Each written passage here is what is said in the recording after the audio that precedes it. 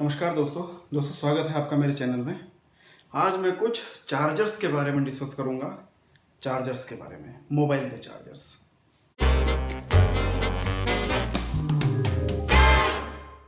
तो दोस्तों, जैसा आप जानते हो कि मोबाइल के चार्जर आजकल ज़्यादातर यूएसबी टाइप आते हैं कि उसमें आउटपुट जो है यूएसबी पोर्ट के थ्रू निकला हुआ होता है, यूएसबी से निकलता है। अब लेकिन देखो, अब कंपनी भी रेकमेंड करती है और हम भी देखते हैं, अगर मेरे फ़ोन का चार्जर है और उससे मैं अपना फ़ोन चार्ज कर रहा हूँ तो वो तेज़ी से चार्ज होता है, सही तरीके से चार्ज होता है। लेकिन अगर मैं किसी दूसरे फ़ोन का चार्जर यूज़ करता हूँ या अपने दोस्त से कोई और फ़ोन लेके, किसी और फ़ोन का चार्जर लेके अपना फ़ोन चार्ज करता हूँ तो वो उतने ढंग से चार्ज नहीं होता। इसकी कहानी छुपी हुई होती है यूएसबी पोर्ट में। यूएसबी पोर्ट में क्या होता है, आप देखते हो 4 लाइनें होती हैं, 1 2 3 4 लाइनें होती हैं। एक होती है +5 वोल्ट, ये होती है 0 वोल्ट, जिसे कहते हो ग्राउंड।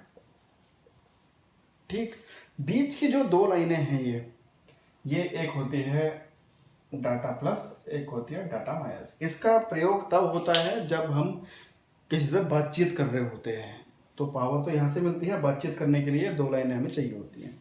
लेकिन चार्जर में भी हम बातचीत इसके थ्रू ही करते हैं। इसके थ्रू कैसे करते हैं? अब आप पूछोगे चार्जर में तो कोई बातचीत करने का पॉइंट होता नहीं है। वो क्या होता है, ऊपर से देखो 5 वोल्ट और ग्राउंड तो मिल गया उसको, मेरा फ़ोन को वोल्टेज मिल गई, चार्ज चालू हो गया। लेकिन उसको करंट कितना छोड़ना है, उस चार्जर को, जो मेरा फ़ोन लगा है उसे करंट कितना छोड़ूं मैं, वो ये डिफाइन करता है। इसमें क्या होता है, इसके पास, इनके पास वही जो कंपनी का चार्जर होता है ना, उसके पास वही 5 का फटा हुआ नोट होता है और जिसका दूसरा हिस्सा मोबाइल फ़ोन में होता है। तो दोनों फटे हुए नोट ही मिलाते हैं। अगर फटे हुए नोट 5 के मिल गए तो बस चार्ज करता है, आपका 1-1.25 घंटे में चार्ज कर लेगा फ़ोन, चाहे कितने ही एमएच की बैटरी क्यों ना हो। लेकिन अगर 5 के नोट फटे हुए मैच नहीं होते तो फिर चार्ज करने में टाइम लगेगा। लिख के भी आता है कि the phone is charging slowly, धीरे से चार्ज होता है, कई घंटे लग जाते हैं, 3-4 घंटे भी लग जाते हैं।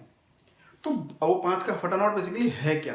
5 का फटा नोट क्या है कि इन 2 पॉइंट्स पर, ये जो 2 पॉइंट्स हैं, इन 2 पॉइंट्स पर हम वोल्टेज देते हैं। इन 2 पॉइंट्स पर हम वोल्टेज देते हैं। जो यूनिवर्सल चार्जर होता है, जिसको हम बोलते हैं यूनिवर्सल चार्जर, जो नॉर्मल मार्केट में मिलता है, उसमें ये दोनों पिन ओपन होती हैं, उसमें कोई भी हम वोल्टेज नहीं देते, ये ओपन होती है, इसमें कोई वोल्टेज नहीं होते। तो जो मोबाइल फ़ोन्स ऐसे चार्जर्स को लेने के लिए बने हुए होंगे, नॉर्मली पुराने टाइप के फ़ोन इस टाइप के बने होते थे, क्योंकि उस टाइम इतना ज़्यादा, उस टाइम लीड का, क्योंकि उस टाइम ना पोर्ट नहीं था, 2 लीड ही होती थी, तो बातचीत किससे करवाएं? तो उन 2 पॉइंट का कोई यूज ही नहीं था।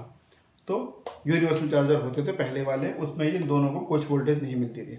अब चूंकि सब जगह 4 पिन का होता है, लीड लगती है, डाटा केबल लगती है, वहाँ पोर्ट होता है, वहाँ पर हम इसको, ये फिर हर कंपनी का अपना अलग अलग है, कुछ भी दे सकता है।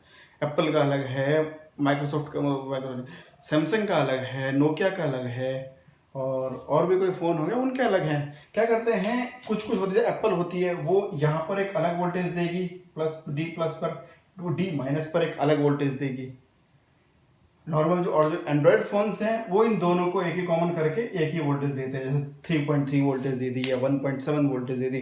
वो फिर सबके अपने अपने फिक्स है, वो किसी ने कोई खोल नहीं रखा, वो सबके अपने अपने फिक्स हैं कि किसने कितनी वोल्टेज देनी है। एप्पल ने दे दी, तो ये जो वोल्टेज मिलेगी ना, इसके बेस पर हमारा जो मोबाइल है वो डिमांड करेगा करंट की। अगर ये वोल्टेज मैच कर गई, क्योंकि वो तो सिर्फ सप्लाई कर रहा है चार्जर, दिमाग तो इधर मोबाइल के अंदर है, ये करता है चार्जिंग बंद करवाना, सब कुछ करना, ये सब ये करता है। इसलिए क्या होता था, पहले ज़माने में तो होता था कि चलो रात भर फ़ोन लगा के छोड़ के चले गए तो बैटरी गर्म हो गई, फूल गई। अब लेकिन ऐसा कुछ नहीं है, ये भी एक मिथ है कि रात को अगर मोबाइल फ़ोन लगा के छोड़ दें तो क्या फ़ोन ख़राब हो जाएगा या बैटरी ख़राब हो जाएगी। नहीं, ऐसा कुछ नहीं होगा। अब इसके अंदर स्मार्ट चार्जर हैं, अपने पूरे कंट्रोल सर्किट ही इसके लिए अपना अलग होता है, वो सब ये ध्यान रखता है इस चीज़ का कि कब मुझे बंद करना है, कब मुझे छोड़ना है, सब करता है। तो जैसे ही वोल्टेज ये मैच करेगी तो ये उससे और करंट मांगेगा।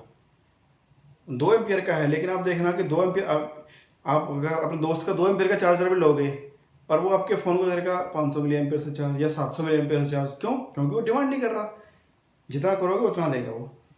ये डिमांड करेगा। अब जब वोल्टेज मैच हो जाएगी तो एकदम ये डिमांड करनी शुरू कर देगा, डिमांड करेगा तो तेज़ी से चार्ज होगा। वोल्टेज मैच नहीं होगी तो ये डिमांड नहीं करेगा। तो क्या जो उसकी डिफ़ॉल्ट वैल्यू सेट है कि भाई कम से कम 500 मिली एम्पियर तो जाना ही चाहिए या 700 मिली एम्पियर तो जाना चाहिए, उतना जाता रहेगा, वो बूस्ट चार्जिंग नहीं करेगा। और टर्बो का फंडा यही है। टर्बो में फिर वोल्टेज में वेरिएशन हो जाती है, वो फिर एक अलग चीज़ हो जाती है। लेकिन मैं नॉर्मल बात करूँ कंपेटेबिलिटी की, एक फ़ोन के दूसरे फ़ोन से कंपेटेबिलिटी, वो इन दोनों का काम आता है। तो पहले नहीं था लेकिन अब इन दोनों का बड़ा यूज़ है D+ D- का। तो कोशिश करना कि आप अपने फ़ोन को अपने फ़ोन के चार्जर से ही चार्ज करें, इससे हर चीज़ अच्छी रहेगी। उसका चार्जिंग की प्रोफाइल वो इसके अकॉर्डिंग सेट रखेगा, बैकअप सही मिलेगा और चार्ज जल्दी समय में होगा।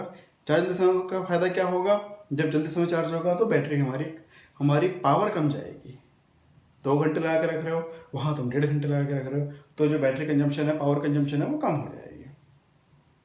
तो ये वीडियो उनको शेयर करना जिसको इसके बारे में अब भी मिथ है कि भाई फ़ोन के चार्जर में ये ऐसा क्यों होता है कि मेरा फ़ोन चार्ज धीरे करेगा, उसका फ़ोन चार्ज जल्दी करेगा। और ये वीडियो कैसी लगी है मुझे ज़रूर बताना, लाइक करना और चैनल को सब्सक्राइब तो कर ही दिया होगा आपने। धन्यवाद।